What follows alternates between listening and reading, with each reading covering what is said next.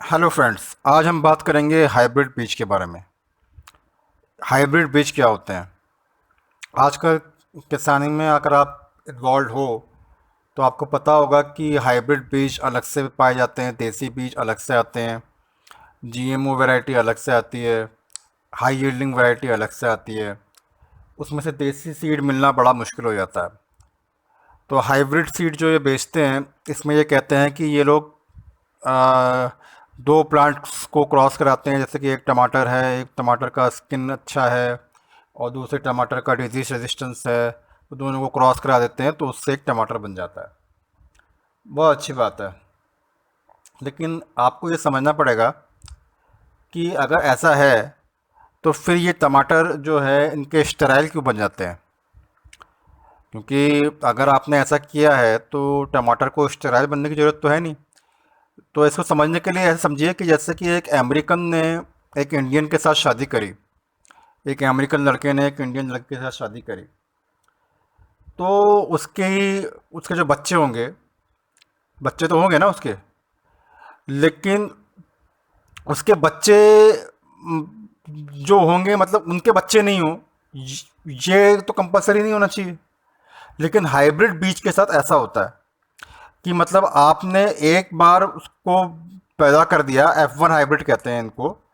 इसके बाद next generation इनकी आएगी नहीं, आएगी तो सही से नहीं आएगी। तो ऐसा क्यों हो रहा है? ऐसा इसलिए हो रहा है क्योंकि ये जो है क्रॉस इस तरह कैसे कराते हैं, जैसे कि आपको समझना पड़ेगा। जैसे कि जॉर्स बनाते हैं ये लोग। जॉर्स मतलब होता है कि जीब्रा और हॉर्स का क्रॉस करा दिया। मतलब ये लोग घोड़ा जो है, घोड़ा मतलब आसपास का भी नहीं है, एकदम दूर दूर के घोड़े को, मतलब एक घोड़ा और एक जिब्रा जो कि थोड़े बहुत एक जैसे दिखते हैं लेकिन है एकदम एक अलग, उसको क्रॉस करा दिया। तो उससे जो पैदा होगा वो पैदा होता है जॉर्स। और ये जो जॉर्स होता है इसमें जो मेल पैदा होता है ये हमेशा ही स्टेराइल होता है। मतलब ये कभी भी बाप नहीं बन सकता। और जो फीमेल पैदा होती है जॉर्स की, जो वो मतलब ये है कि 100 में से दो तीन जो है वो फीमेल प्रेगनेंसी ले सकती है, गर्भ धारण कर सकती है, पर 100% वो भी नहीं होगी। तो इसी तरीके से ये हाइब्रिड बीज के साथ भी कर रहे हैं। अभी ये सिर्फ क्या जीब्रा और हॉर्स के साथ हो रहा है? नहीं, ये टाइगर और लायन के साथ भी कर रहे हैं। इसमें ये लीगर बनाते हैं जो कि दो सिमिलर स्पीशीज हो गए। तो ये जो है ये क्या मतलब नई टेक्नोलॉजी है? क्या इससे पहले अंग्रेजों के आने से पहले हमें इसके बारे में कुछ भी पता नहीं था? ऐसा भी नहीं है। अगर आप रामायण पढ़ेंगे तो रामायण में खच्चरों का वर्णन किया गया है। और खच्चर क्या होते हैं? खच्चर होते हैं गधे और घोड़े को क्रॉस करा के खच्चर बनाया जाता था। तो खच्चर क्यों बनाए जाते थे? खच्चर इसलिए बनाए जाते थे कि खच्चर जो है उसमें जिससे कि गधे का काम करने की वो हो और घोड़े जैसी फुर्ती हो, और तीसरा वो नपुंसक होगा तो वो किसी और दूसरे काम में बिजी नहीं होगा, सिर्फ जो काम पे लगाया है वो काम करता रहेगा। तो इसलिए इस पर्पस के लिए खच्चर पैदा किए जाते थे। खच्चर को खाने के लिए पैदा नहीं किया जाता था। अगर आप रोज खच्चर खाओगे जो कि स्टेराइल है, जिसके अंदर पैदा करने की गुण ही नहीं है, जो प्रकृति के विरुद्ध उत्पन्न उत्पत्ति है इसकी, तो उससे अगर आप रोज हर दिन वही खच्चर खाओगे तो आप स्वस्थ नहीं रह सकते। और यही चीज़ इन लोगों ने हमारे साथ हाइब्रिड में किया है। इन लोगों ने हाइब्रिड्स को जानबूझ के स्टेराइल बनाने के लिए दो डिस्टिंक्ट स्पीशीज को क्रॉस किया है। इसी तरीके से इन लोगों ने केले में किया है। केले के जो है आज की तारीख में बीज ही नहीं होते केले के प्लांट में। तो ये इसलिए हो रहा है क्योंकि केले को जो है उसके बीज सारे हटा दिए हैं। अब उसमें क्या होता है कि वो पौधा जो बनता है वो क्लोनिंग से बनता है, मतलब उसके ब्रांच से आपको काट के वो लगा सकते हो, लगाओगे तो वो बन जाएगा।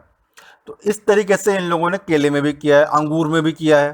अंगूर में भी जो आप देखोगे ग्रेप्स जो के जो होते हैं उसमें बीज नहीं होते, लेकिन ये जो है डिजीज रेजिस्टेंस नहीं ताकत होती है इसमें।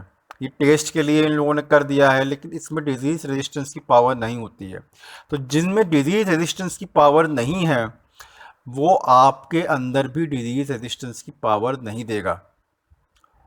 इस चीज़ों को आपको समझना पड़ेगा। ये चीज़ें मैं साइंटिफिकली प्रूव नहीं कर सकता, क्योंकि साइंटिफिकली प्रूव करने के लिए करोड़ों रुपए चाहिए, उसके लिए ट्रायल्स लेने पड़ेंगे, ऑर्गेनाइज वे में सब काम होना पड़ेगा। लेकिन इसको अगर करा जाए तो इससे समझ में हो सकता है। ये काम सरकार का है, ये काम मेरा नहीं है।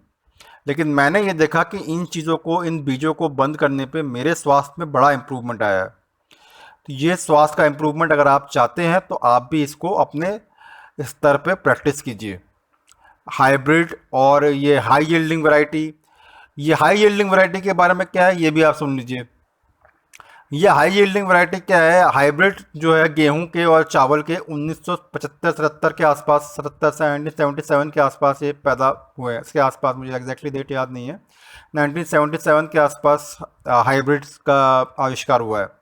उससे पहले क्या है, ये हाई यील्डिंग वैरायटी कैसे बनाते थे फिर? तो ये बोलते हैं कि इनने जापानीज के साथ ये क्रॉस किया, वो क्रॉस किया। एग्जैक्ट रीज़न ये बताते नहीं है, क्योंकि ये इसको सीक्रेट रखते हैं। लेकिन मैंने एक जगह पढ़ा कि ये लोग क्या करते थे, ये हाई यील्डिंग वैरायटी बनाने के लिए इन लोगों ने क्या किया, बीज को पहले केमिकली ट्रीटमेंट दिया जाता था, केमिकल के साथ सोकिंग करके उसके बाद उसको गामा रेडिएशन पास किए जाते हैं।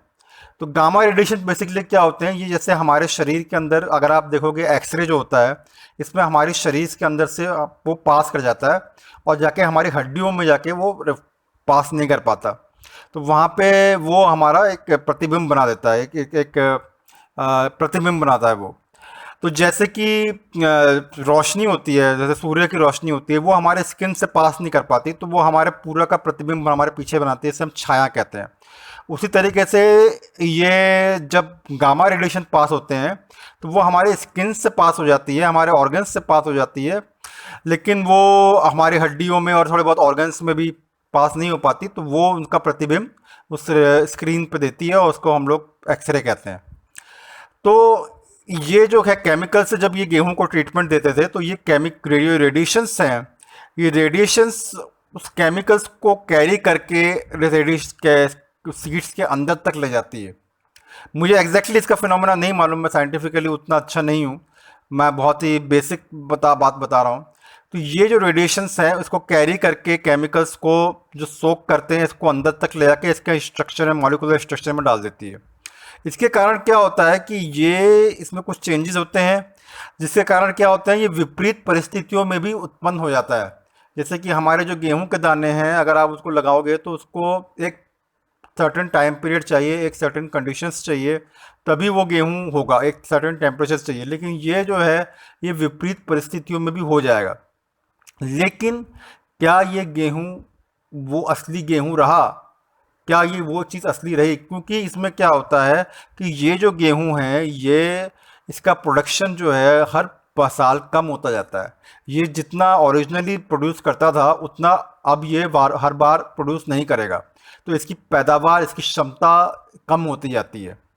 तो ये जो चीज़ है, जिस इस चीज़ को आप खाओगे तो उसके बाद आपको ताकत नहीं मिलती है। जैसे कि चावल के साथ भी यही होता है। चावल के साथ तो मेरे को उतना नॉलेज में नहीं है, लेकिन जहाँ तक मेरा ख्याल है, चावल को ये तो हर साल ही इनको चावल को नया बीज ही लेते हैं। चावल का तो हर साल नया बीज लगता है, क्योंकि वो नर्सरी में जाता है, नर्सरी से पैदा करके उसको खेत में लगाते हैं। तो क्योंकि मैंने ये देखा कि इसमें क्या होता है, जो हाई यील्डिंग वैरायटी का जो खाना होता है, इसको जब आप खाते हैं तो इसमें आपको जैसे घी के साथ लेते हैं, तो ये आपका शरीर में बहुत जल्दी डिज़ोल्व हो जाता है, तो इसके कारण आपको ब्लड प्रेशर और शुगर की दिक्कतें आती हैं। तो इसके लिए ये लोग क्या कहते हैं कि हाई फाइबर कंटेंट लीजिए। तो हाई फाइबर के लिए क्या कहते हैं कि छिलके को भी खा लीजिए। छिलका जो है बेसिकली हमारा फूड कभी भी नहीं था। हमारे पूर्वज लोग छिलके को छान करके खाते थे, मतलब जो वो हमारा जो एंडोस्पर्म होता था उसको खाते थे।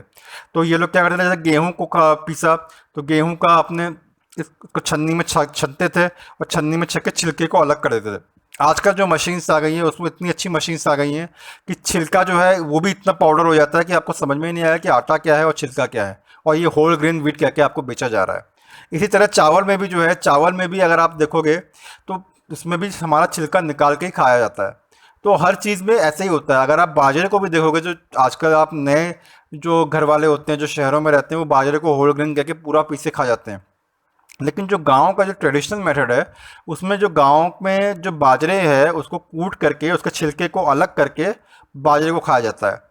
तो हर चीज़ में छिलका को निकाला जाता है। जैसे कि आप देखोगे टमाटर जो सब्जियां जो लगती है अपने आ, इसमें ऑर्गेनिक फार्मिंग में या किसी भी फार्मिंग में, तो टमाटर को कीड़े आके नहीं खाते हैं, उसके पत्ते को खाते हैं, क्योंकि टमाटर का जो छिलका है वो उसको प्रोटेक्ट करता है।